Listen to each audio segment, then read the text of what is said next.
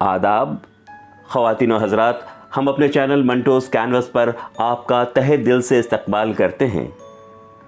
हमारा channel exclusively dedicated है सादत हसन मंटो साहब के अफ़सानों के लिए। आज आपको अफ़साना सुनाने जा रही हैं रेडियो की एक ख़ास आवाज़ सविता सिंह साहिबा। साथ में इस नाचीज़ की भी आवाज़ रहेगी। सविता जी, हम आपके बेहद मशकूर व ममनून हैं कि आपने हमारे चैनल मंटोज़ कैनवस को अपनी आवाज़ की दौलत फराहम करने का इरादा किया है। शुक्रिया। राजेश जी, आपका तहे दिल से शुक्रिया, और साथ ही सभी ख़वातीनों हज़रात को मेरा आदाब, खुशामदीद। दोस्तों, आपसे दरख्वास्त है कि हमारे चैनल को सब्सक्राइब करें और वीडियो को लाइक करें और शेयर करें, ख़ासकर मगरबी ममालिक में रहने वाले अपने दोस्तों रिश्तेदारों के साथ, ताकि उर्दू ज़बान की खुशबू बैनुल अक़वामी सतह पर फैलती रहे। बराए मेहरबानी समाअत फरमाएं सादत हसन मंटो साहब का अफ़साना खोल दो। अमृतसर से स्पेशल ट्रेन दोपहर की 2 बजे चली और 8 घंटों के बाद मुग़लपुरा पहुंची।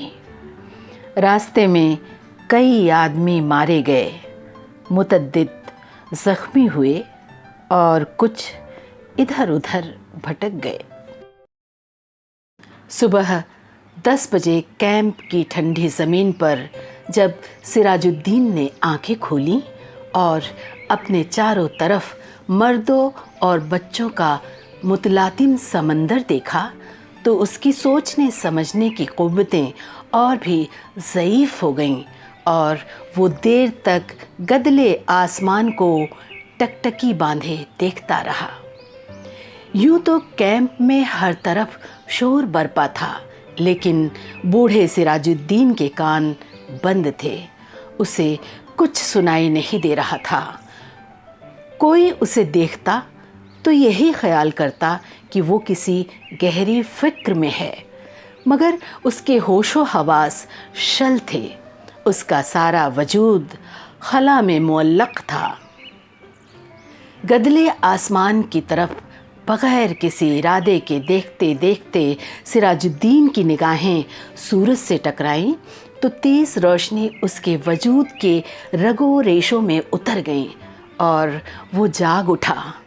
ऊपर तले उसके सहन में कई तस्वीरें दौड़ गईं। लूट, आग, भागम भाग, स्टेशन, गोलियां, रात और सकीना।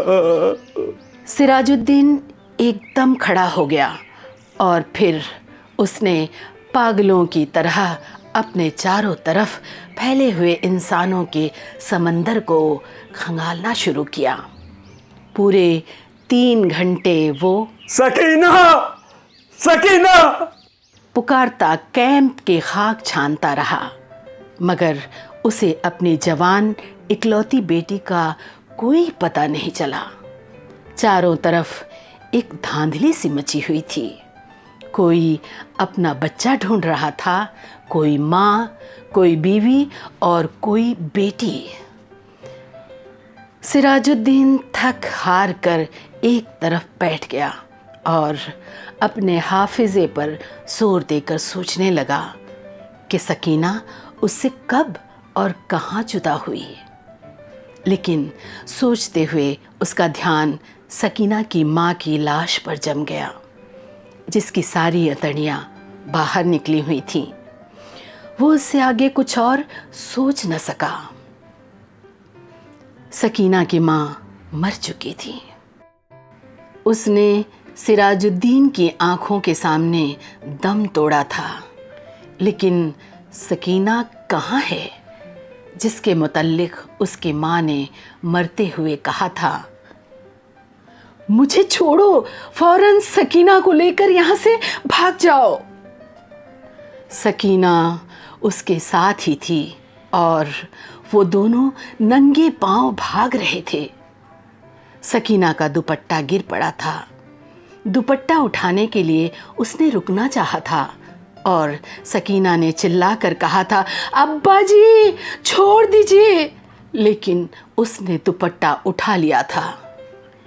یہ دھیان آتے ہی اس نے اپنے کوٹ کی ابھری ہوئی جیب کی طرف دیکھا اور جیب میں ہاتھ ڈال کر دوپٹہ نکالا۔ سکینہ کا وہی دوپٹہ، لیکن سکینہ کہاں ہے؟ سراج الدین نے اپنے تھکے ہوئے ذہن پر بہت زور ڈالا، مگر وہ کسی نتیجے تک نہیں پہنچ سکا۔ کیا وہ سکینہ کو اپنے ساتھ اسٹیشن تک لے آیا تھا؟ کیا وہ اس کے ساتھ گاڑی میں سوار ہوئی تھی؟ کیا راستے میں گاڑی کے رکنے پر اور ولوائیوں کے گاڑی میں گھس آنے پر وہ بے ہوش ہو گیا تھا جو وہ سکینہ کو اٹھا کر لے گئے؟ سراج الدین کے ذہن میں سوال ہی سوال تھے، جواب کوئی نہ تھا۔ سراج الدین کو ہمدردی کی ضرورت تھی، لیکن چاروں طرف جتنے بھی انسان پھیلے ہوئے تھے سب کو ہمدردی کی ضرورت تھی۔ اس نے رونا چاہا، مگر اس کی آنکھوں نے اس کی مدد نہ کی۔ آنسو نہ جانے کہاں غائب ہو گئے تھے۔ 6 روز کے بعد سراج الدین کے ہوش و حواس کسی طرح درست ہوئے تو وہ ان لوگوں سے ملا جو اس کی مدد کرنے کو تیار تھے۔ وہ 8 نوجوان تھے۔ ان کے پاس لوری تھی، بندوقیں تھیں۔ اس نے ان کو لاکھ لاکھ دعائیں دی تھیں اور سکینہ کا حلیہ بتایا۔ گورا رنگ ہے اس کا اور بہت ہی خوبصورت ہے وہ، مجھ پر نہیں ہے، اپنی ماں پر ہے۔ عمر 17 برس کے قریب ہے، آنکھیں بڑی بڑی، بال سیاہ، داہنے گال پر موٹا سا تل۔ میری اکلوتی لڑکی ہے، ڈھونڈ لاؤ اسے، خدا تمہارا بھلا کرے گا۔ رضاکار نوجوانوں نے بڑے جذبے کے ساتھ بوڑھے سراج الدین کو یقین دلایا کہ اگر اس کی بیٹی زندہ ہے تو چند ہی دنوں میں وہ اس کے پاس ہوگی۔ 8 نوجوانوں نے کوشش کی۔ جان ہتھیلی پر رکھ کر وہ امرتسر گئے۔ کئی عورتوں، کئی مردوں اور کئی بچوں کو نکال کر انہوں نے محفوظ مقاموں پر پہنچایا، لیکن 10 روز گزر جانے پر بھی انہیں سکینہ کہیں نہ ملی۔ ایک روز وہ پھر کسی خدمت کے لیے لوری پر امرتسر جا رہے تھے کہ چھرہٹے کے پاس سڑک پر انہیں ایک لڑکی دکھائی دی۔ لوری کی آواز سن کر وہ بدکی اور اس نے بھاگنا شروع کر دیا۔ رضاکاروں نے لوری روکی اور سب کے سب اس کے پیچھے بھاگے۔ ایک کھیت میں انہوں نے لڑکی کو پکڑ لیا۔ لڑکی خوبصورت تھی، داہنے گال پر موٹا سا تل تھا۔ ایک نوجوان نے لڑکی سے کہا، گھبراؤ نہیں، کیا تمہارا نام سکینہ ہے؟ لڑکی کا رنگ اور زرد ہو گیا۔ اس نے کوئی جواب نہ دیا۔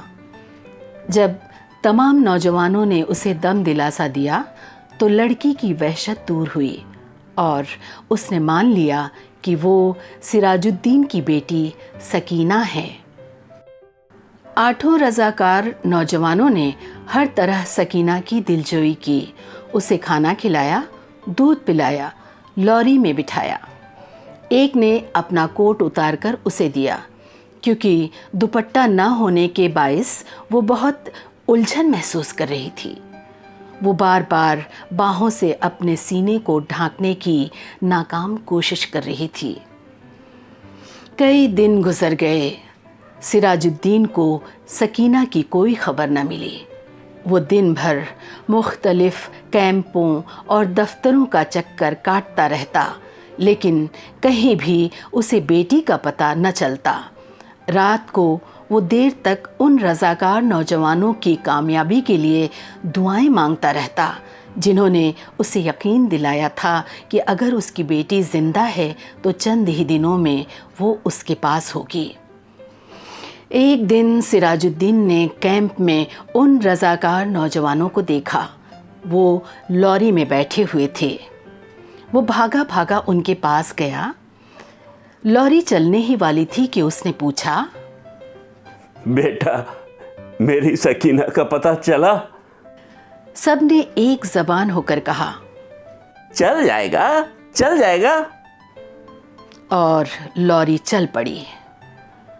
उसने एक बार फिर उन नौजवानों की कामयाबी की दुआ मांगी और यूं उसका जी किसी कदर हल्का हो गया।